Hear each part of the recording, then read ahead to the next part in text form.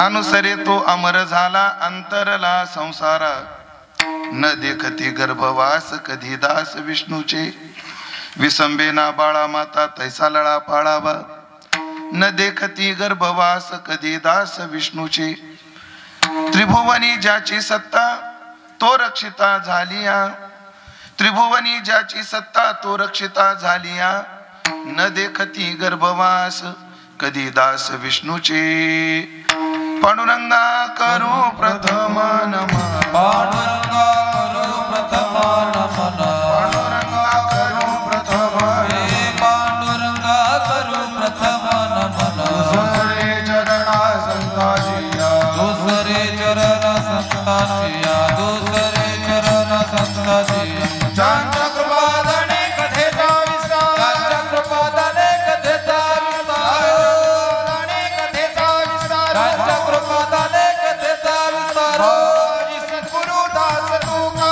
बाबाजी सद्गुरु दास तुका, बाबाजी सद्गुरु दास तुका, यदक्षरमाना केयम आनंदम ज केवलम श्रीमन निवृत्ती नाथेती, ख्यातम दैवतमाश्रयी, सेवेलागी सेवक झालो तुमच्या लागलो निज चरणा, अहो स्वामी तुकया देवा यावरी न करावा अवेर, संपाद्य ज्ञानंच विदाय भक्तिम, विलोकितो येन समाधिराज, वैराग्यवंतम सुविचारयुक्तम नमामि जोगम शिरसा गुरुंतम, जयांचे केनिया स्मरण होय सकळ विद्यांचे अधिकरण, तेच वंदू श्री चरण श्री गुरूंचे ते नमस्कारोनी आता,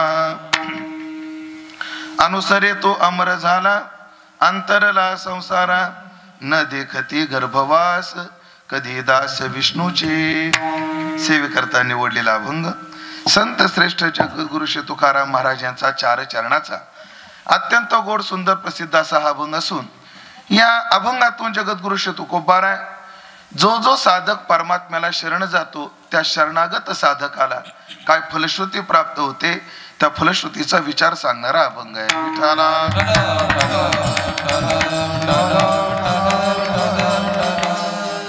उपस्थित सर्व भाविक सज्जन वैष्णव गुणीजन महाराज मंडळी, थेटे पाटील परिवाराचे आप्तइष्ट सगळे सोयरे, या सर्वांच्या सन्माननीय उपस्थितीमध्ये आज आपण जी चिंतन सेवा करतो आहोत त्या चिंतन सेवेचे निमित्त आपल्या पालखेड गावातील एक सन्माननीय परिवार आदरणीय श्री संजयरावजी चंद्रभानजी थेटे पाटील यांच्या पुण्यश्लोक मातोश्री, ज्यांना 1 वर्षापासून वैकुंठवासी म्हणावं लागतं, अशा वैकुंठवासी सुमनताई चंद्रभानराव थेटे पाटील यांच्या प्रथम पुण्यस्मरणाच्या निमित्ताने आपण सर्व मंडळी उपस्थित आहोत आणि त्यांच्या वर्षश्राद्धाच्या निमित्ताने या कार्यक्रमाचं आयोजन, त्यांच्या पश्चात असणारा त्यांचा सर्व परिवार, त्यामध्ये त्यांचे धीर रावसाहेबजी थेटे पाटील असतील, तथा त्यांचे चिरंजीव संजयजी चंद्रभानजी थेटे पाटील, तथा त्यांच्या दोन्ही कन्या संगीताताई ज्या अरविंदराव सुराशे यांना दिलेल्या आहेत,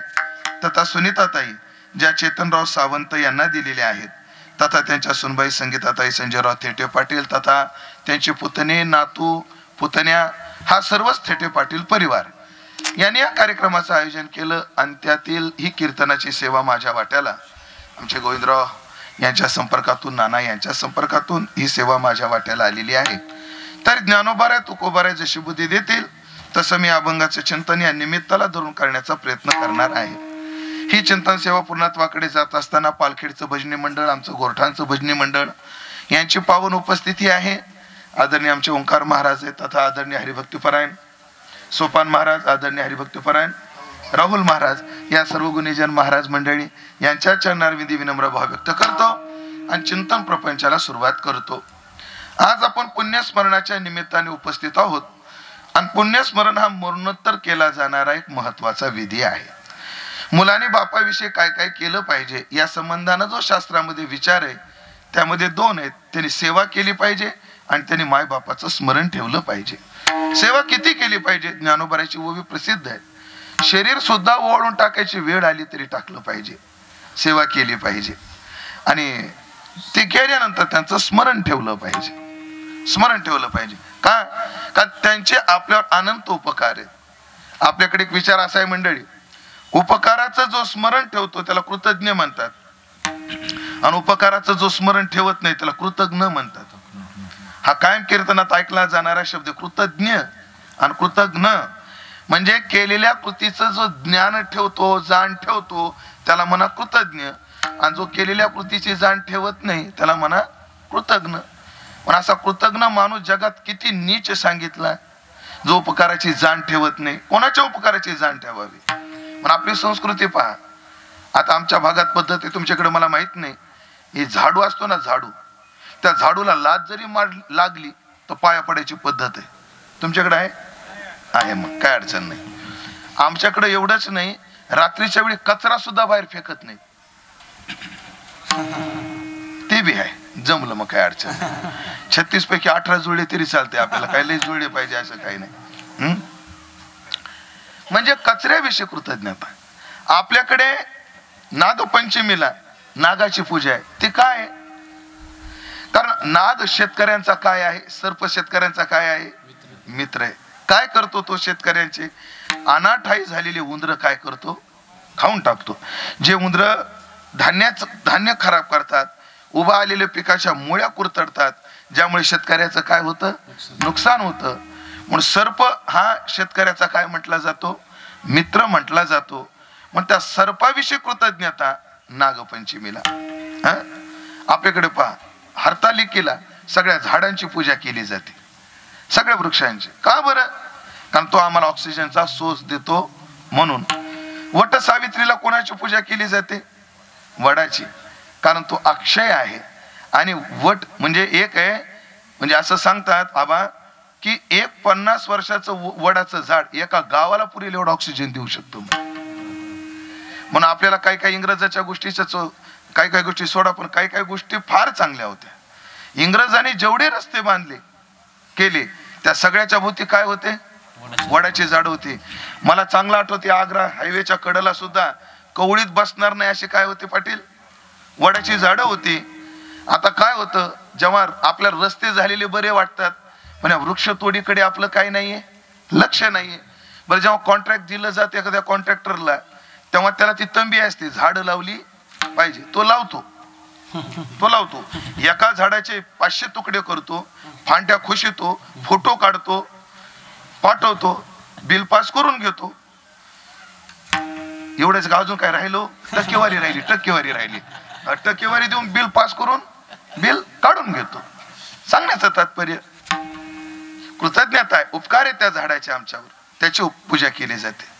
आपल्याकडे बैल पोळ्याला पूजा केली जाते. कोणाची? नवऱ्याची. कोण म्हणलं? बैलाची. का? तो शेतीत काय करतो? मदत करतो. मग मला सांगा, जर झाडू सारख्या जडाबद्दल, झाडासारख्या जड जीवाबद्दल, सर्पासारख्या जीवाबद्दल, जर बैलासारख्या जीवाबद्दल जर आम्ही उपकाराची जाण ठेवली पाहिजे, तर मायबापाची उपकाराची जाण ठेवली पाहिजे की नाही? ठेवलीच पाहिजे. काय उपकार आहेत मायबापाचे? जगात 3च उपकार विशेष आहेत. एक देवाचे, एक मायबापाचे आणि संतांचे. संतांचे उपकार, देवाचे उपकार आणि मायबापाचे उपकार. म्हणजे देव आणि संत यांच्या उपकाराच्या पंक्तीला बसायची कुवत एकाच उपकाराची आहे, आणि त्या उपकाराचे नाव आहे मायबापाचे उपकार.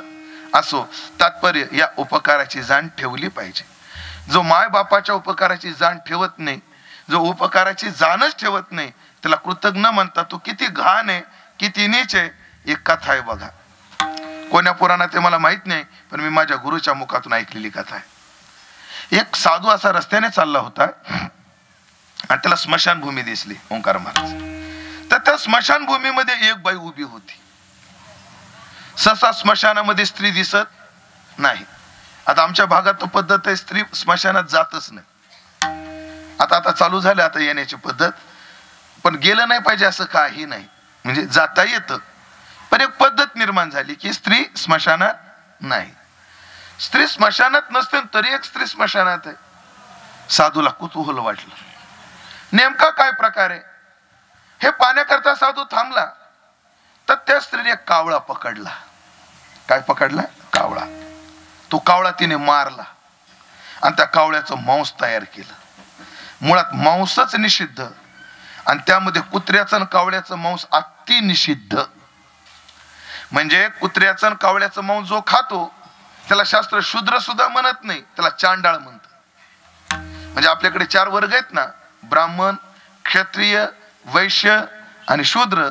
जो कावळ्याचं आणि कुत्र्याचं मांस खातो त्याला शूद्र सुद्धा म्हणायचं नाही, तो काय आहे? चांडाळ आहे. चांडाळ म्हणतात त्याला, चांडाळ जात झाली ती. जो कावळ्याचं आणि कुत्र्याचं काय खातो? मांस खातो. आणि तिनं मांस तयार केलं. कशाचं? कावळ्याचं. बर तिला ते शिजवायचं होतं. तिकडं पाहिलं तिनं, ते मड्याची कवटी पडलेली होती. तिनं त्या कवटीत टाकलं ते. मग ते शिजवायला पाणी पाहिजे होतं. तिच्या जो दारू होती तिनं दारू टाकली शिजायला. अग्नी पाहिजे, तिनं ते चितेवर ठेवलं. ऐकताय ना? एक तर कावळ्याचं मांस घाण, निषिद्ध, गचाळ. ती ज्या पाण्यात शिजवते ते पाणी सुद्धा घाण. ती ज्या भांड्यात शिजवते ते भांड घाण. ती ज्या अग्नीवर शिजवते ती अग्नी घाण. आणि त्याच्यात काही घाण पडू नये म्हणून तिनं पायातल्या चपला झाकून ठेवल्या. साधूला प्रश्न पडला, आता ह्याच्यात कोणती घाण पडायची राहिली?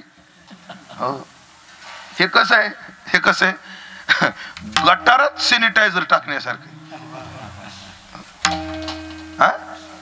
आता ह्याच्यात कोणती घाण पडायची राहिली? म्हणून त्या बाईने एवढं निषिद्ध चपला झाकल्या असतील. साधूला रावलं नाही. साधू त्या बाई जवळ गेला, म्हणे बाई आता याच्यात कोणती घाण पडायची राहिली म्हणून तुम्ही चपला झाकून ठेवल्या? ओ म्हणे महाराज, मला माहितीये तुम्ही कीर्तनकार आहेत, ऐकत असते युट्यूबला कधी कधी गौतमीच्या क्लिपा बरोबर ऐकत असते म्हणले मी. महाराज मला हे सगळं माहितीये. हे मांस घाण आहे, हे द्रव्य घाण आहे, भांड घाण आहे, भूमी घाण आहे. लक्ष देऊ नये का पुढचं वाक्य? आता हे पात्र घाण आहे तरी मी चपला झाकून ठेवल्या. अगं पण आता याच्यात कोणती घाण पडायची राहिली? म्हणे महाराज याच्यापेक्षाही जगात एक घाण वस्तू आहे. म्हणे काय? उपकार न जाणणाऱ्या कृतज्ञाची नजर, ती याच्या पडू नये म्हणून चपला झाकून ठेवल्या. म्हणजे उपकाराची जाण न ठेवणारा एवढा घाण शास्त्रात सांगितलं. महाभारतात तर कथा आहे. महाभारतात एक कथा आहे, लय मोठी कथा आहे, पण 2 मिनिटात सांगतोच, राहावे ना मला सांगितल्याशिवाय. हो, एका झाडावर एक बगळा राहत होता. झाडावर काय राहत होता? बगळा राहत होता. या पाटील बसा. एका झाडावर बगळा राहत होता आणि रस्त्याने एक पांतस्त चालला होता.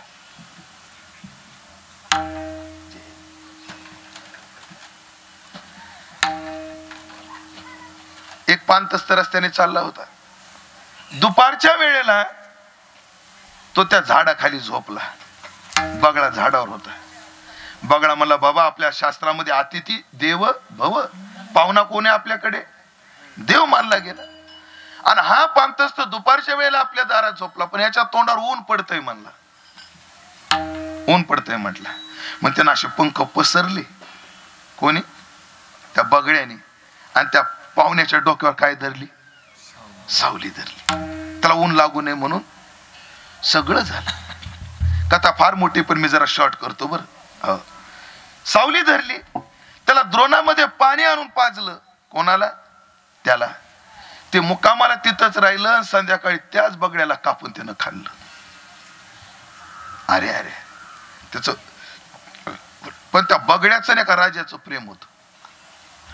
तो बगळा रोज त्या राजाला भेटायला जायचा. राजाचा आणि त्याचा संवाद व्हायचा. हो, म्हणजे राजा आणि बगड्याची काय व्हायची? भेट व्हायची. तेव्हा बगडे पांढरेच होते आतून बाहेरून. आता बगडे बाहेरून पांढरे आहेत आणि आतून असं. त्याने मंत्र्याला विचारलं, मंत्री महोदय, हा बक मला भेटायला नाही आला हो.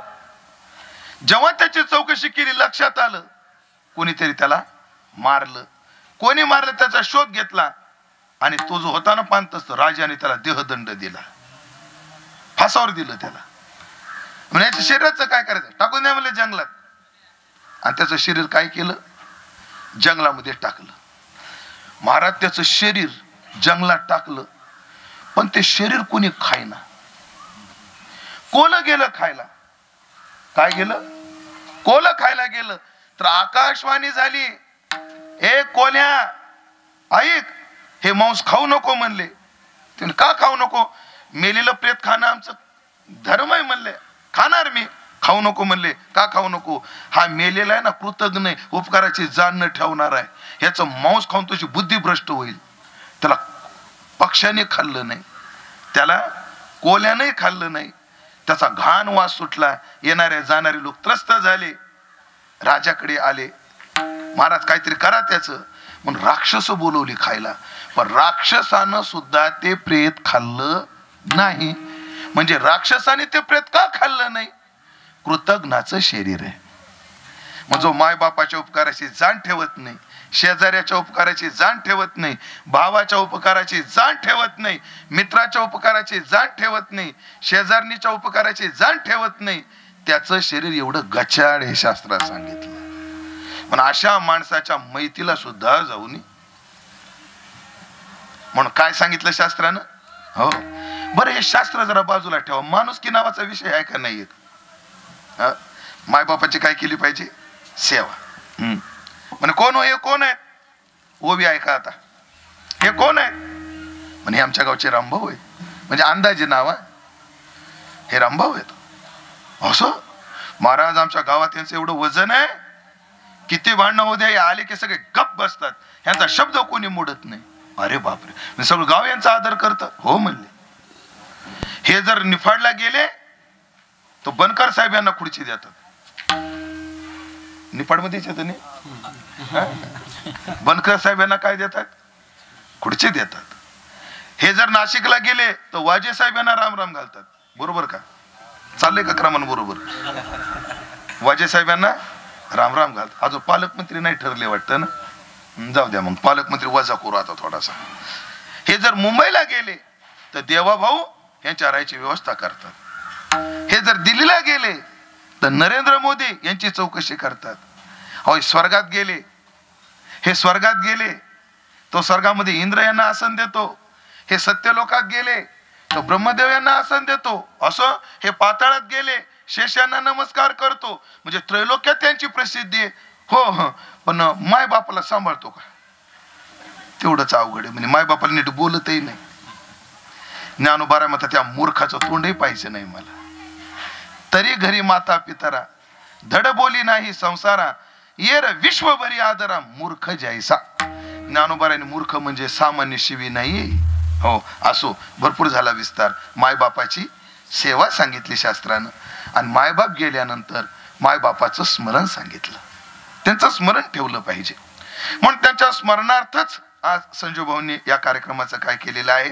आयोजन केलेलं आहे. वैकुंठवासी ताईंना जाऊन आज वर्ष झालेले सुमनताईंना अनेक वर्षानंतर त्यांचं स्मरण आहे. त्या निमित्ताने आपण या चिंतनात आहोत. स्मरण कधी केलं जातं? मरणोत्तर केलं जातं. पुण्यस्मरण कधी आहे? तर मेल्यानंतर आहे. खरं तर आज आपण सुमनताईंच्या म्हणजे थेटे पाटील परिवाराच्या दारात बसलोय. आज कोणाच्या दारात येत आबा आपण? थेटे पाटील परिवाराच्या. काय सांगा, काय सांगा? एक दिवस असा येईल दशरथेच्या दारात बसावं लागेल, एक दिवस ढोमशेच्या दारात, एखादा दिवस असेल. मरण कोणालाच चुकलेलं नाही.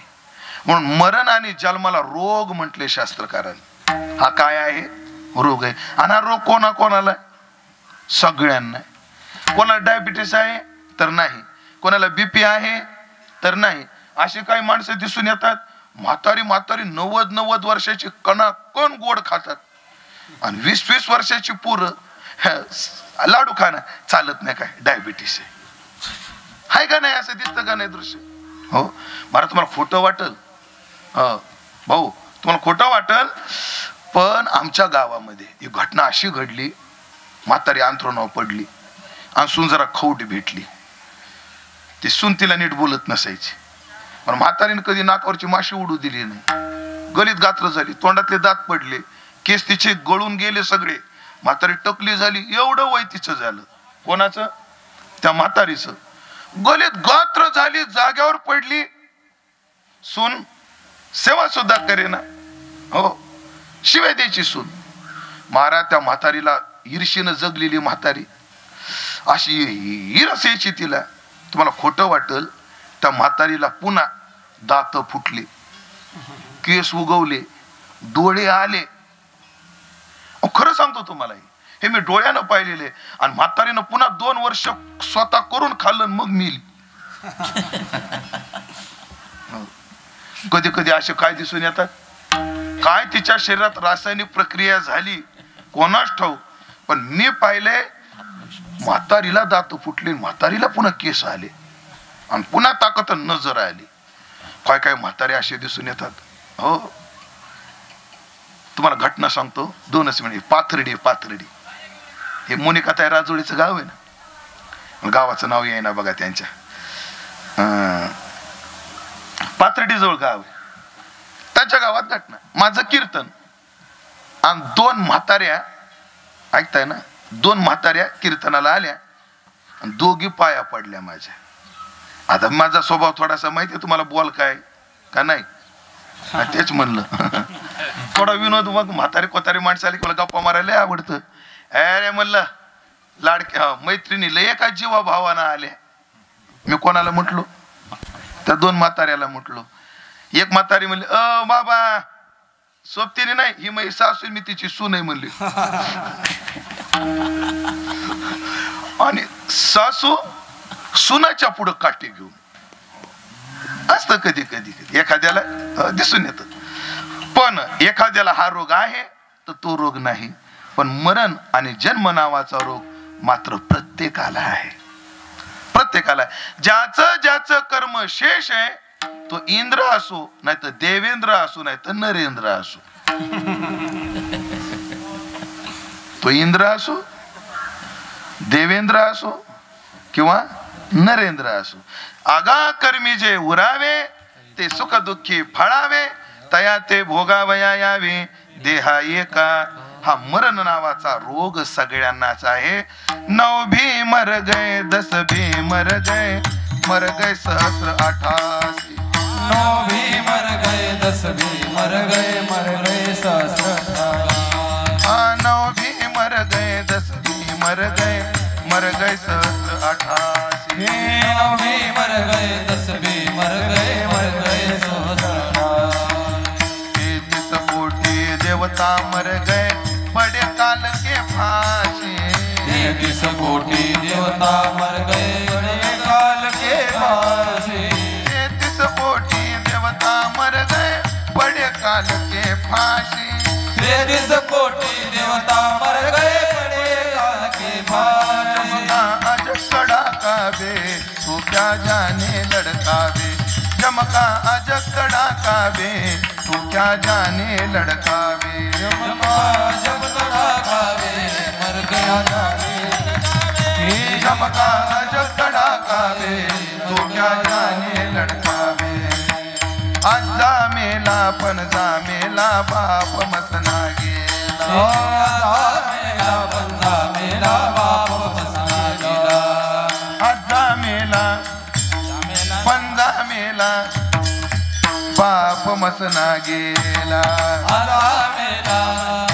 मेरा पंजा मेरा बाप मसना गेला. आज मेला पण जामेला बाप मसना गेला.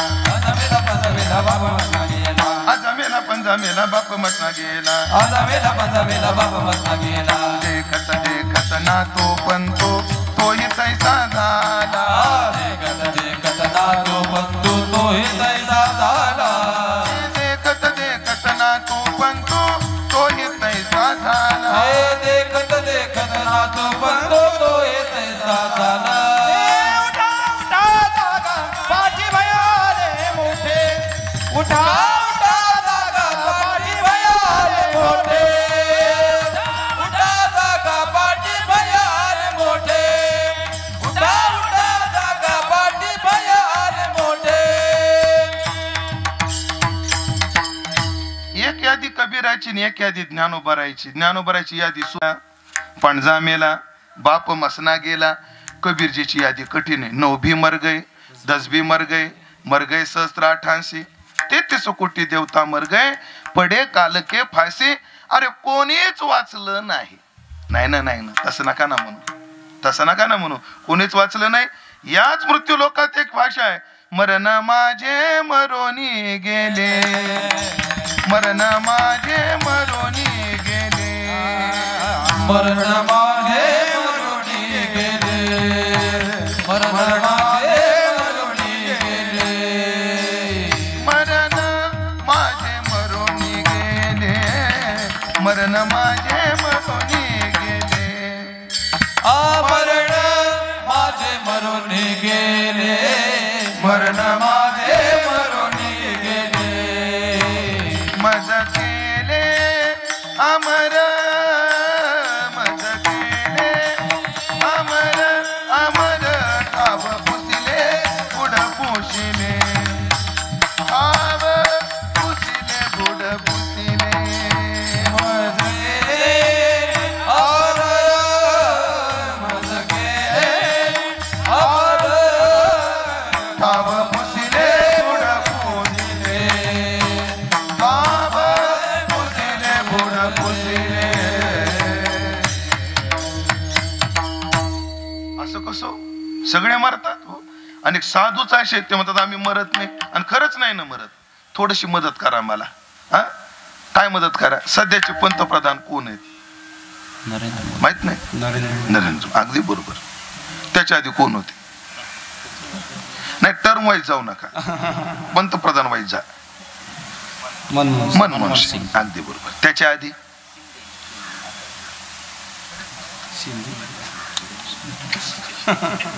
ठीक, हेच पाहिजे होतं मला, हेच पाहिजे होतं. मला वाटतं नरेंद्र मोदीची तिसरी टर्म आणि त्याच्या आधी मनमोहन सिंगजीच्या 2, ही तिसरी नेमकीच चालू झाली.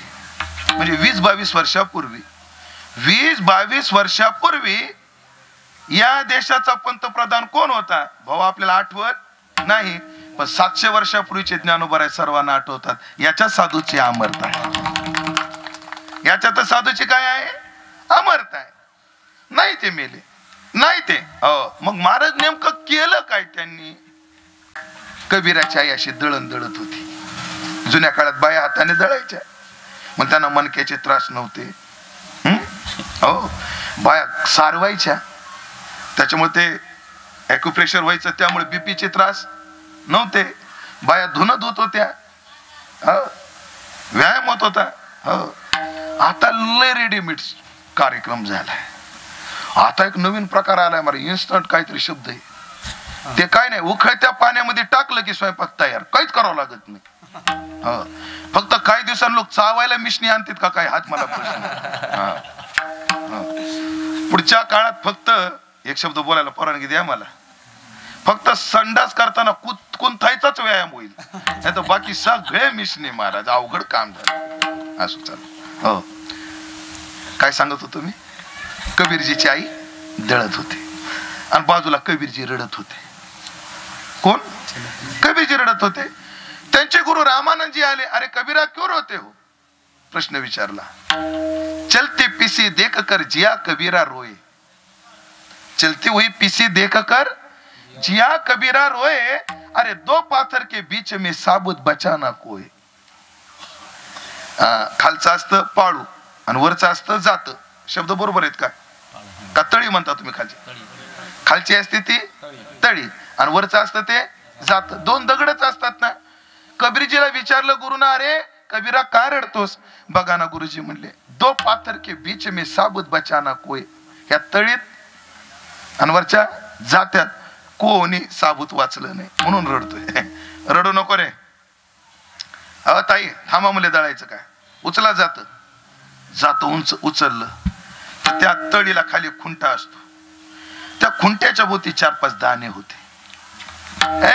कबीर बघ, या 2 दगडामध्ये कोणी वाचलं नाही, पण ज्या खुंट्याला धरून राहिले त्यांचं काहीच बिघडलं नाही. म्हणजे गुरुजी, हे अज्ञान आणि मायेच्या जात्यात कोणीच वाचलं नाही, पण ज्याने देवाला धरून राहिले ते कधीच मेले नाही. जीव शिव दोन्ही खुंटे गे, प्रपंचाचे नेटे गे, लावून पाची बोटे गे, तो रे वा विठ्ठला. म्हणतात शिवकुंठा, जे देवाला धरून राहिले ते कधीच मेले नाही. अर्थात ज्यांनी ज्यांनी देव सोडला ते मेल्याशिवाय राहिले नाही, आणि ज्यांनी देव धरला ते कधीच मेले नाही. म्हणून महाराज म्हणतात अनुसरे तो अमर झाला,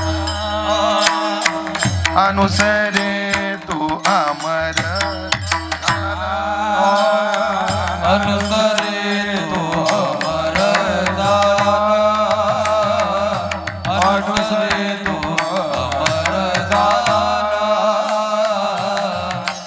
अनुसरे तो अमर झाला, अनुसरे तो अमर, अनुसरे तो अमर झाला, अनुसरे तो अमर झाला, अनुसरे तो अमर झाला, अनुसरे तो अमर झाला, अनुसरे तो अमर झाला. अंतरला संसारा, अंतरला संसारा न देखती गर्भवास, न देखती गर्भवास, अंतरला संसार, अंतरला संसार, न देखती गर्भवास, न देखती गर्भवास.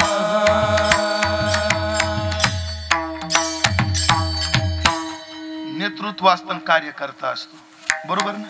एक नेतृत्व असतं, दुसरा काय असतो? कार्यकर्ता असतो.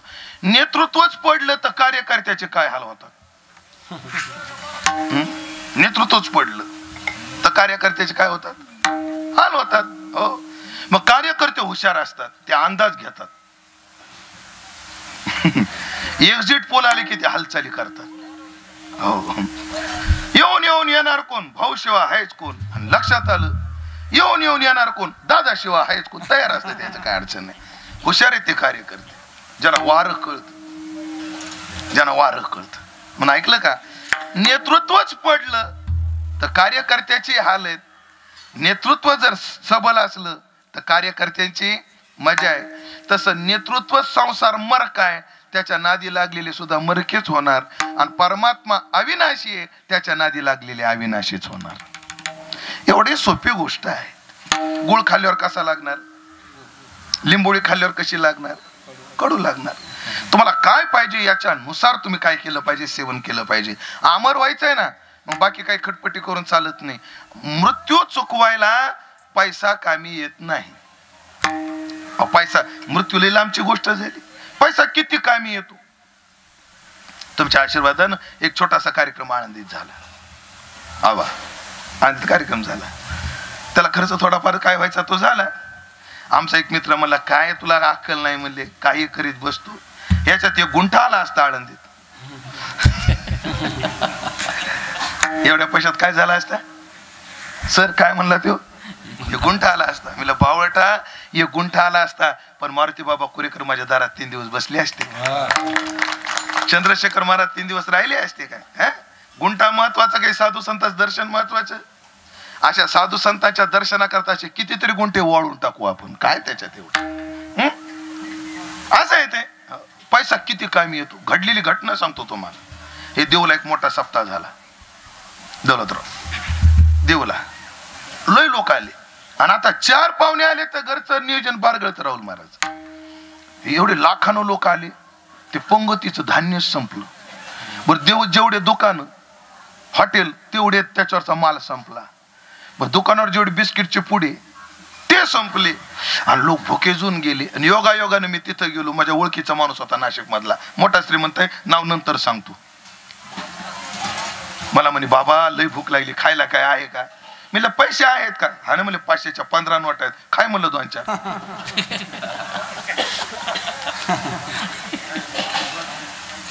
ज्यांचा भ्रम आहे ना पैसा जगायला लागतो, तोही काढून टाका. हो, म्हणून आळंदी जो कार्यक्रम झाला ना, पैशाकडे पाहिलं असतं तर झाला नसता, माणसाकडे पाहिलं म्हणून झाला.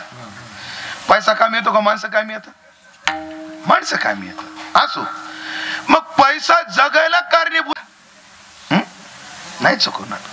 मरण चुकवणार वेगळंच आहे, आता या माता माऊले हा आता कीर्तनाला आल्या म्हणून कमी दागिने घालून आले हा, पण लग्नाला जाताना किती दागिने घालता तुम्ही? आता माझ्याकडे बघा, जागे आहेत ना तुम्ही? हे काय बोला की, हे काय माळ कशाची? खरं सांगा, माळ संघ येणार का सोनं संघ येणार? माळ सोबत येणार. मग माळ भारी का सोनं भारी? हा, माळ भारी. कीर्तन झालं मला भेटा, एक एक माळ देतो, त्या सोन्याच्या पोते देऊन टाका मला. हे बोलू का वाक्य? कीर्तनात सोनं पेक्षा तुळस भारी म्हणायला गोड लागत आणि जगायला पैसा लागत नाही हे म्हणायला कीर्तन करायला गोड लागत. समजून घ्या, मला पुढे बोलायचं नाही, आता पुढे बोलायचं नाही. अरे बेटा ये सब माया है, मेरे पास दे दे तुम. असं जाऊ द्या, समजलं ज्यांच्या लक्षात आलं त्यांना. तात्पर्य मला काय सांगायचंय, मग अमर तोच झाला जो देवाला अनुसरला, अनुसरे तो अमर झाला. हो पहा तुम्ही, ज्ञानोबा तुकोबा विसरता विसरत नाहीत आणि मोठे मोठे राजे आठवलं तरी आठवत नाहीत. हो, म्युझियम करून ठेवलेत काय काय लोकांनी. तो हैदराबादचा निजाम, कोहिनूर हिरा, ज्याची किंमत शब्दात करता येत नाही, असा कोहिनूर हिरा तो पेपर वेट म्हणून वापरत होता. काय वापरत होता? Paper weight. आणि त्याच्या अंगावर कपडे दिवसातून 2 ते 3 ड्रेस बदलायचा आणि एकदा घातलेला परत घालत नव्हता. म्हणून आशिया खंडात सगळ्यात मोठी कपाट कपड्याचं म्हणून निजामच्या म्युझियमचं रेकॉर्ड आहे, जे हैदराबादला आहे. आजही त्याचे एवढे काय आहेत, कपाट आहेत. त्याने लोकांनी लक्षात ठेवावं म्हणून एवढं केलं. पण सांगा बरं, त्या निजामाचं नाव कोणाला माहिती? कोणालाच माहित नाही. आणि आमच्या ज्ञानोबारायला आळंदीहून पैठणला जाताना पायात चप्पलही नव्हती. सांगा बरं, कोणाला माहित नाही ना? म्हणून पैसा, संपत्ती, सत्ता हीच माणसाला अमर करत नाहीत. अमर काय करतो? देवाची शरणागती, चिंतन, त्याग हा अमर करतो. जो अनुसरला तो अमर झाला. संसारा, तो संसारापासून दूर गेला. याचे 2 अर्थ आहेत. पहिला अर्थ, काम क्रोधादी विकार त्याला त्रास देत नाहीत. नाही तर संसारात माणूस किती मोठा होऊ द्या, जेवढा मोठा तेवढा चिडचिडा, जेवढा मोठा तेवढा फुगीर. फुगीर, हा, मोठे मोठे. पण फुगिरी कशी जिरती ती सांगतो तुम्हाला. फुगिरी लई बेकार. एकदा आज काय वारे, गेल्या रविवारची गोष्ट आहे. गेल्या रविवारी माझं कीर्तन मुंबईत होतं, राहुल महाराज. कुठं? मुंबईत. आणि माझ्या कीर्तनाला अंबानी येऊन बसले होते पुढं. काय झालं तुम्हाला असं बघाय? असं का बघता तुम्ही? तुम्हाला खोटं वाटते का? तुम्हाला खोटं वाटणं साहजिक आहे का? नाही, खोटच आहे. पण घ्या ऐकून. असे बसले. कीर्तन झाल्यावर मला म्हटले, महाराज आमच्या घराला पाय लावायला चला. काय LNT ना काय आबा, त्या अंबानीच्या घराचं नाव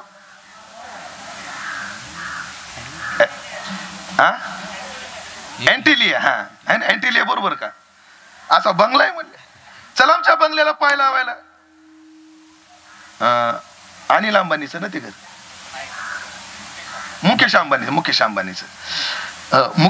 मला म्हटले चला घराला पाय लावायला. मी मुकेश भाऊ आता वेळ नाही हो. बरं, नीता वहिनी बी होते, त्या बी मला म्हणायच्या नाही 2 मिनिटं चलाच तुम्ही, वेळ काढाच तुम्ही. पण मी नीता वहिनी मला पुढचा कार्यक्रम गाठायचा आहे, मला वेळ नाही. नीता वहिनी म्हणल्या, महाराज आमच्या बंगल्याची चर्चा जगात आहे, जगात. तर रस्त्यात मोठे मोठे सेलिब्रिटी आमच्या घराची चौकट ओलांडायला. आम्ही त्यांना लवकर प्रवेश देत नाही, पण तुमच्या मागे लागले तुम्ही येत नाही. म्हणलं ते जरी असलं, मला पालखेडचं कीर्तन लय महत्वाचं आहे, मला जाणं गरजेचं आहे. आम्हाला चला राव, आम्हाला मला वेळ नाही. योगायोगानं ते कीर्तन सर शाळेमध्ये होतं आणि तो पृथ्वी गोल होता तिथं, तो चंबू. म्हणलं मुकेश भाई मी तर येऊ शकत नाही, पण इथून मला तुमचं घर दाखवा. तू जगाचा नकाशा आणला, लक्ष देऊ नाही का? म्हणलं या जगात तुमचं ते घर कोण्या खंडात आहे? म्हणे आशिया खंडात. तर त्या जगाच्या नकाशात ना आशिया खंड एवढा होता. केवढा? एवढा. म्हणजे आशिया खंडात कुठे आहे? म्हणे भारतात. भारत एवढाच होता. म्हणजे भारतात कुठे आहे? महाराष्ट्रात. महाराष्ट्र एवढाच होता. म्हणजे महाराष्ट्रात कुठे आहे? मुंबईमध्ये. मुंबईत टिंबा एवढीच होती. म्हणजे मुंबईत कुठे आहे?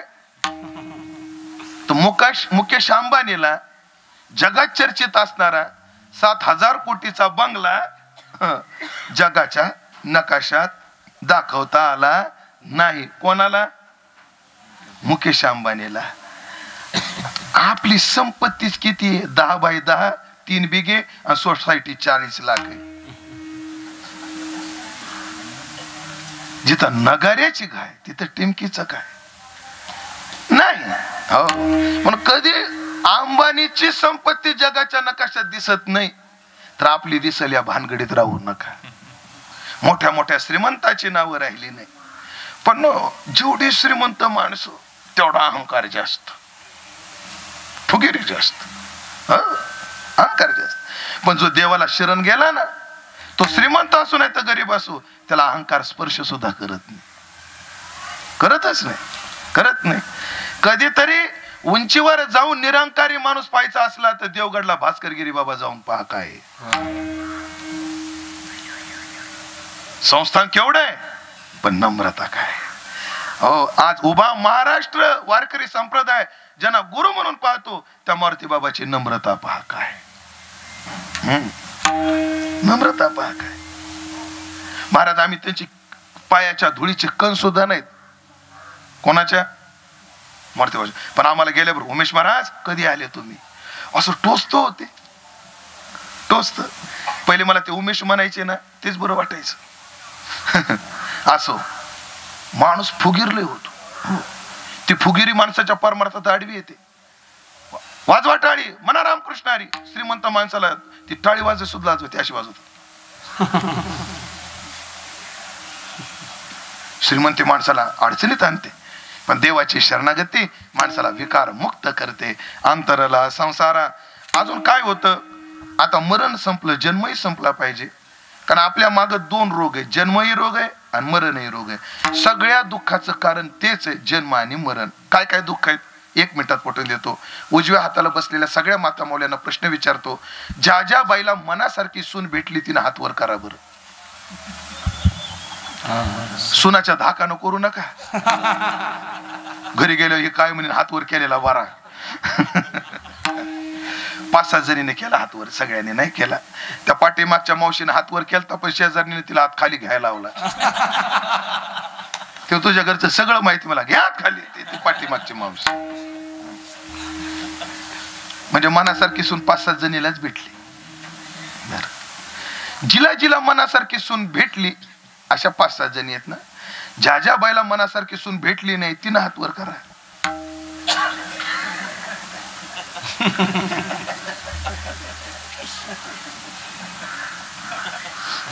ते पोरगा आजीला हात वर करायला होते काय?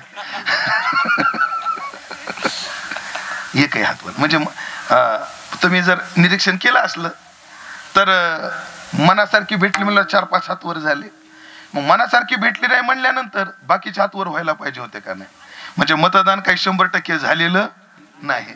ह्या सगळ्या माता मौल्या म्हणतात, महाराज मनासारखी म्हणलं काय आणि मनासारखी नाही म्हणलं काय, आम्ही हात वर करू शकत नाही, तुम्ही समजून घ्या. बरं, ह्यांचं हे दुःख तुमचं कमी आहे का? तुमचं तेच आहे. अहो, ह्या सुना परक्याच्या आहेत. तुमचं पोरासंग पटत का?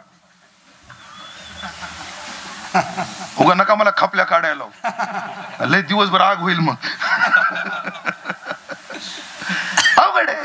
अहो, सून किती केली तर काय आहे, दुसऱ्याची आपल्या घरी आलेली आहे. पण ज्याला आपण जन्म दिला ते तरी ऐकत का?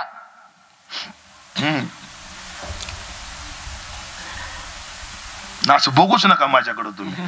नाही नाही, असं बघण्याला अर्थच नाही तुमच्या. काही असतील काही 4-2, पण अडचण आहे, अवघड आहे. चला, कोणाला कोणतं ना कोणतं दुःख आहे, पण आम्हाला दुःख काय? कोणाला गुडघे दुखतात, कोणाचं डोकं दुखतं, कोणाचं पोट दुखतं, कोणाला बीपी, कोणाला शुगर. हे दुःख काय आहेत? शास्त्र लिगोड सांगतं आम्हाला दुःख काय जन्माला आलो म्हणून, आणि आम्हाला दुःख काय अजून मेलो नाही म्हणून. ज्ञानोबाची उभी सांगू, सकळे दुःखे धामे आणि भुंजतात ते मृत्यू जन्मे. जगातली सगळी दुःख मुक्कामाला कुठे आहेत? जन्म आणि मरणाच्या मधात आहेत. जन्माच्या आधी दुःखाला राहता येत नाही आणि मरणाच्या नंतरही दुःखाला राहता येत नाही. हे सगळे दुःख कुठे आहेत? जन्म आणि मरणाच्या मधात आहे. माझ्याकडे एक औषध आहे, एवढं जालिम आहे, एकदा घेतलं कधी गुडघे दुखणार नाहीत. बी बोलायची गरजच नाही, मग गुडघे दुखणार नाही, डोकं दुखणार नाही, बीपी त्रास देणार नाही, शुगर त्रास देणार नाही, सून त्रास देणार नाही, मुलगा त्रास देणार नाही, कुत्रा चावणार नाही, कोरोना होणार नाही. एवढं भारी औषध आहे. सांगू का? लिहून घ्या. ते औषध असे संध्याकाळी झोपताना 2 कप राऊंड अप प्यायचं आणि पांघरून घेऊन झोपायचं. ज्ञानोबा निवटली याचे जैसे पोट न दुखे, जन्म आणि मरण 2 दुःख आहेत. देवाला शरण गेलेल्याचं जन्म तर दुःख संपत, मरण दुःख तर संपतच, पण जन्म दुःखही संपत. अभंगाचं दुसरं चरण. न देखती गर्भवास, न देखती गर्भवास, न देखती गर्भवास, न देखती गर्भवास. करिदास विष्णूचे, करिदास विष्णूचे, विष्णूचे न करिदास गर्भवास, न देखती गर्भवास. करिदास विष्णूचे, करिदास विष्णूचे, विष्णूचे न देखती गर्भवास, न देखती गर्भवास.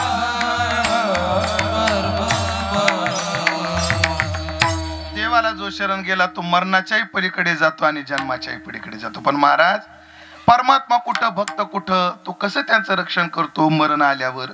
दृष्टांत दिला, विसंबेना बाळा माता तैसा लळा पाळावा. जो देवाला शरण जातो ना, देव त्याला कसा सांभाळतो? जशी आई लेकराला सांभाळते. आई लेकराला कशी सांभाळते? ऐका, आई लेकराला किती सांभाळते. महाराज, जन्माला यायच्या आधीपासून तर ही मेल्यावर सुद्धा लेकराला सांभाळते. आईचं सांभाळणं कसं असतं हे तुम्हाला सांगतो. जिवंत आहे तोपर्यंत आहेच. पण शिवाजी महाराजांना निरोप आला जिजाऊचा, शिवा मला भेटायला या. जिजाऊचा शेवटचा काळ होता तो, शेवटचा काळ.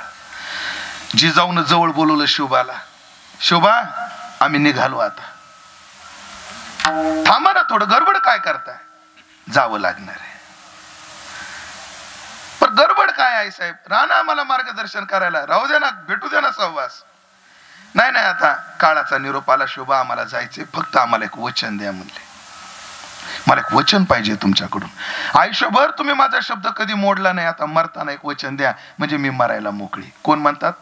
जिजाऊ म्हणतात. शोभानं विचारलं काय वचन पाहिजे? जिजाऊ म्हटल्या, शोभा आम्हाला एकच वचन द्या, आम्ही मेल्यावर जीवावर बेतणाऱ्या मोहिमा तुम्ही आखणार नाहीत, एवढं वचन द्या. पुरंदरचा तह असेल, विशाळगडाचा, पन्हाळगडाचा वेढा फोडणं, आग्र्याच्या किल्ल्यातून येणं, लाल किल्ल्यामध्ये जाऊन शाहिस्त्याची बोट तोडणं, प्रतापगडाच्या पायथ्याला अफजल खान बोलून त्याला फाडणं, ह्या सगळ्या जीवावर बेतणाऱ्या मोहिमा आहेत. अशी मोहीम आम्ही मेल्यावर तुम्ही आखायची नाही. काय बरं साहेब?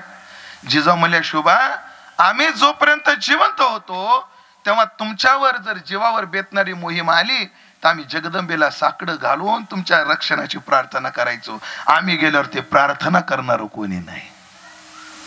पण आई मेल्यावर सुद्धा लेकराची काय घेते? काळजी घेते. काय कार्यक्रम, एकदा आमच्या भाचीचं लग्न झालं, रडायला लागले. माझ्या 2 बहिणी, दोन्ही भाऊजया. आईला विचारला, का तुम्ही का रडता? आमची आई म्हणली, मी मेल्यावर जर तुम्हाला वाटत असेल पिंडाला कावळा शिवावा तर तुमच्या चौघीपैकी एकीने शपथ घ्यावी लागेल तेव्हा कावळाशी बोल. काय तुम्हाला एक शपथ घ्यावं लागेल, आम्ही महाराजाची काळजी घेऊ.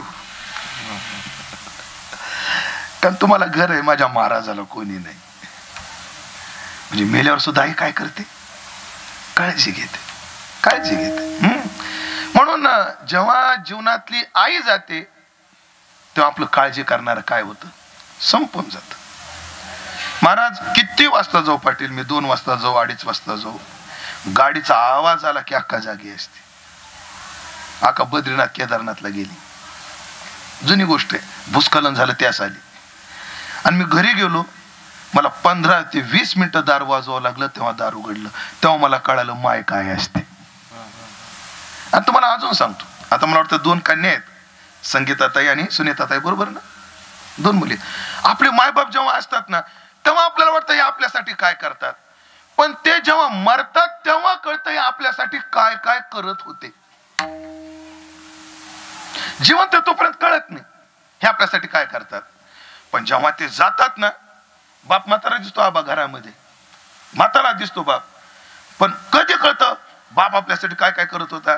जेव्हा पाहुणा म्हणतो आज दशक्रिया यावं लागेल, तेव्हा त्याच्या लक्षात येतं आज जर माझा बाप असता, बाप तिथं गेला असता, मी कामाला मोकळा राहिलो असतो. म्हाताऱ्या माणसाची कामं दिसत नाहीत, पण म्हाताऱ्या माणसा एवढी कामं कोणी करतच नाही. आता माझ्यासमोर बसलेले पहा, जास्त ज्येष्ठ आहेत. काय ज्येष्ठ आहेत, पोरांना काम आहेत. ए बावड्या, तू तुझं काम बघ, मी जातो संजू भाऊच्या घरी कार्यक्रमाला भेट देऊन येतो. खरे का खोटे, तात्पर्य काय. आणि आई काय करते माघारी.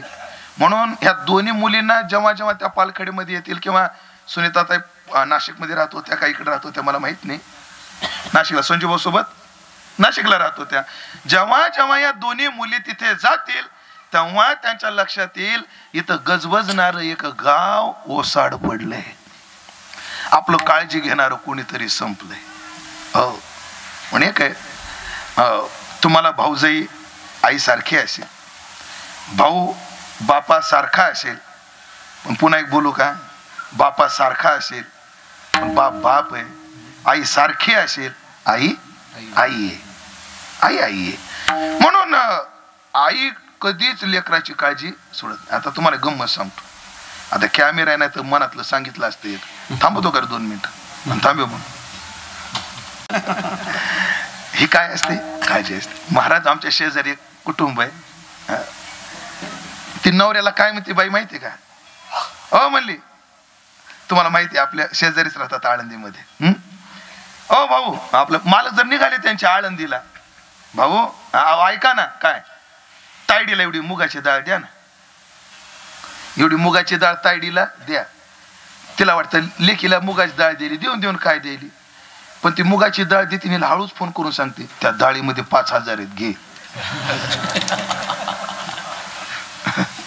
डाळीतून पैसे कोण पाठवती, आई.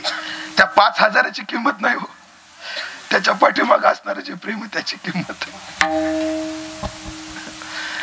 आळंदीत शिकायला आलो, राहुल महाराज मला गायक व्हायचं होतो महाराज, सर पेटी घ्यायची होती, घरी तर मोठं दारिद्र्य, पेटीला 3,000 रुपये लागत होते. किती, 3,000. आईला लँडलाईनचा फोन होता, निरोप पाठवला, मला पेटीला 3,000 रुपये पाठव. तिनं मोल मजुरी करून 2700 झाली, 300 कमी पडले. 300ला खूप किंमत होती, 98-99ला. मला फोन आला, मला म्हटली एवढ्यात नाही भागायचं का रे. मला अक्का मी 300 रुपये कुठून आणू मी. तर माझी आईने तिच्या लग्नात आलेले पितळेचे भांडे आणि पलंग भांगारवर घातला आणि मला 300 रुपये पाठवले.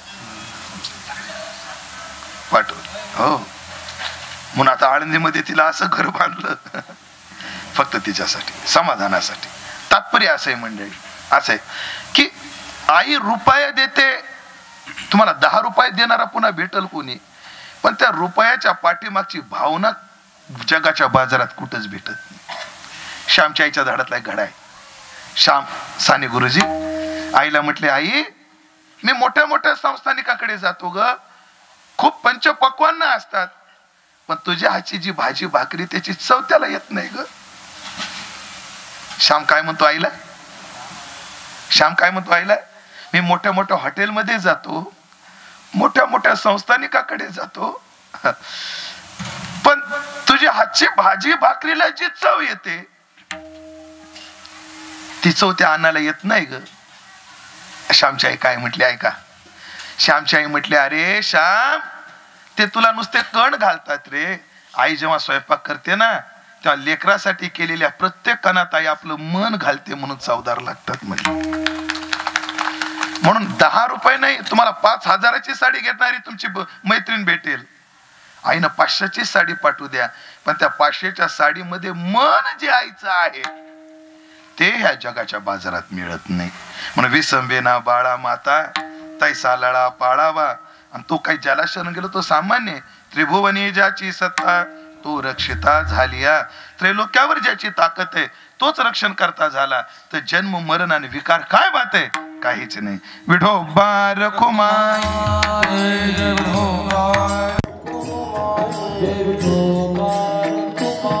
भाग्य समजायचं. जगात अशी काही माणसं आहेत ते जन्माला येतात आणि माय मरते. आहेत की नाही अशी माणसं जगात? जन्माला येतात आणि आई मरते. मग त्यांच्याकडे पाहून म्हणावं, आपल्याला या वयापर्यंत आईची साथ मिळाली, या वयापर्यंत आपल्याला आईची साथ मिळाली, हे भाग्य आहे. अजून मी भाग्यवान आहे की अजून माझे मायबाप माझ्या नाही मी मायबापाच्या जवळ आहे अजून आहे. म्हणून आतापर्यंत जेवढी साथ मिळाली ते स्मरण आपल्या डोक्यात ठेवावं आणि आपल्या आईनं दिलेले संस्कार, आपल्या आईनं दिलेलं वळण ते जपणं हीच खरी श्रद्धांजली. खरं तर आधी वडील गेले, पण वडिलाच्या नंतरही आईने हा सगळा परिवार आपल्या पंखाखाली झाकून नेला. तिचा पंख, तिचा पदर किती समर्थ होता, किती दुबळा होता हे महत्वाचं नाहीये, हो, पण जसा असेल तसा, हो, पदराखाली घेते आई. ह्या नव्या मुंबईमध्ये सानपाड्यात आधार नावाचा वृद्धाश्रम आहे, जरूर कधीतरी जाऊन पहा. आधार. योगायोगानं मला तिथं जाण्याचा प्रसंग आला आणि त्या ठिकाणचे जे व्यवस्थापक होते ना ते मला म्हटले, महाराज जरा आमच्या लोकांना प्रबोधन करा थोडस अर्धा तास. मग अर्धा तास मी तिथं काय केलं, तर वृद्धान करता प्रवचन केलं. तर सगळे वृद्ध समोर बसले होते. त्यात एका म्हातारीकडे माझं लक्ष गेलं. फार उच्च घरातली दिसत होती, उच्च शिक्षित दिसत होती. शरीर एष्टीहून लक्षात येतं ना मोठ्या घरचे असावे असं. मी त्या व्यवस्थापकाला विचारलं, हे कोण आहे हो?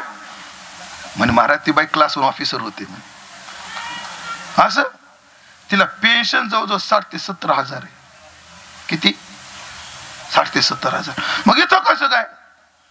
पोराने आणून टाकली महाराज म्हणले. म्हणून इथंच असते का? मग आता पेन्शनचं काय? दर 1 तारखेला पोरगा गाडी घेऊन येतो, आईला गाडीत बसवतो, बँकेत नेतो, पेन्शन काढून घेतो, 5,000 आम्हाला देतो आणि हा भडवा 65,000 घेऊन जातो. ती बोलत असताना ती आई तिथं आली. म्हणजे ताई एवढं करतात तरी तुम्ही देता?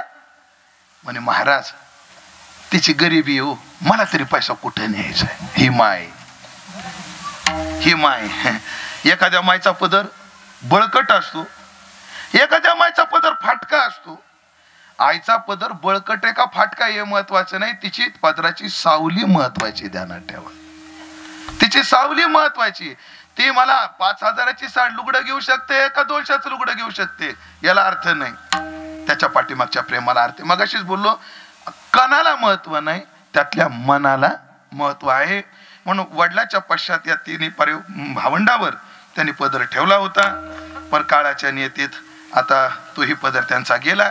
आईचं स्मरण ठेवावं. आणि शास्त्र असं सांगतं, जिथे माणसाची जीवनात पोकळी आहे तिथं देवाला किंवा संताला बसवत जावं. म्हणून तुकोबाची माय मेली, माता मेली मज देखता. मग तुकोबारा काय म्हटले, पांडुरंग आमचा पिता रखुमाई आमची माता. म्हणून ते कन्वर्ट करत जावं, डायव्हर्ट करत जावं प्रेम, आणि त्या ठिकाणी निष्ठा ठेवून आपलं जीवन जगत जावं अशी सद्भावना या प्रसंगी व्यक्त करतो. माझ्या सेवेला पूर्णविराम देतो. उपस्थित सर्व थेटे पाटील परिवाराचे आप्त इष्ट सगळे सोयरे यांच्याविषयी सद्भाव व्यक्त करून परिवार चांगला मोठा आहे, संपन्न आहे. संजू भाऊ आहेत, त्यांची 2 मुलं आहेत. मला वाटतं दोन्ही मुलं परदेशामध्ये चांगल्या हुद्द्यावर आहेत. आणि सर्वच नातवंड पतवंड हा गोकुळाचा संसार पाहून म्हणजे संसार पूर्ण करून त्या मातेचं जाणं झालं. त्या मातेला भावपूर्ण श्रद्धांजली समर्पित करतो. पुन्हा एकदा माझ्यावर प्रेम करणारे अनेक आप्त इष्ट सगळे सोयरे मंडळी ते आहेत, माझे पारमार्थिक गुरुबंधू आहेत, वारकरी मंडळी आहेत.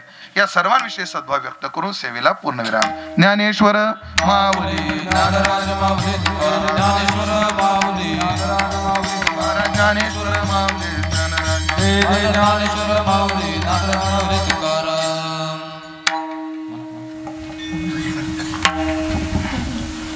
त्रिभुवानी जाची सत्ता, त्रिभुवानी जाची सत्ता, त्रिभुवानी जाची सत्ता, त्रिभुवानी जाची सत्ता, त्रिभुवानी जाची सत्ता, त्रिभुवानी जाची सत्ता, त्रिभुवानी जाची सत्ता, त्रिभुवानी जाची सत्ता, तुकया रक्षिता तो झाला, तुकया रक्षिता तो झाला, न देखाती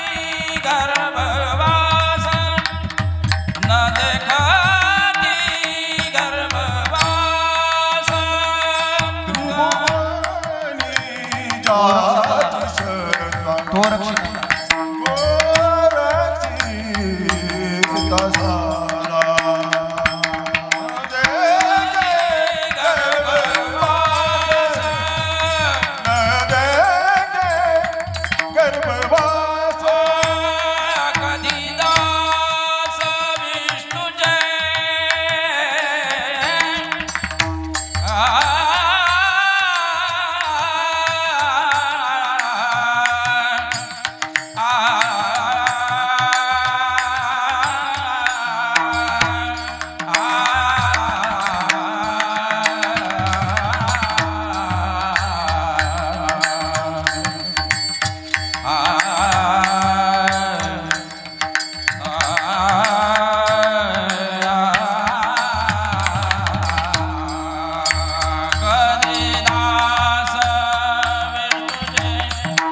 कधी दास विष्णू जय, कधी दास विष्णू जय, कधी दास विष्णू जय.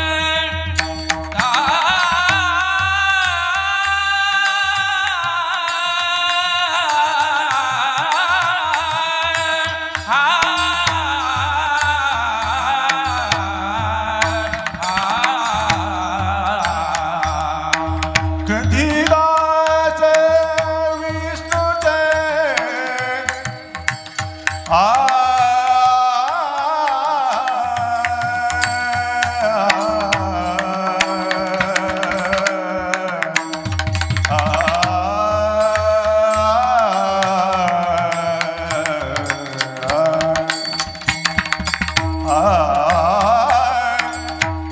कधी दास विष्णूचे, विष्णूचे, कधी दास विष्णूचे,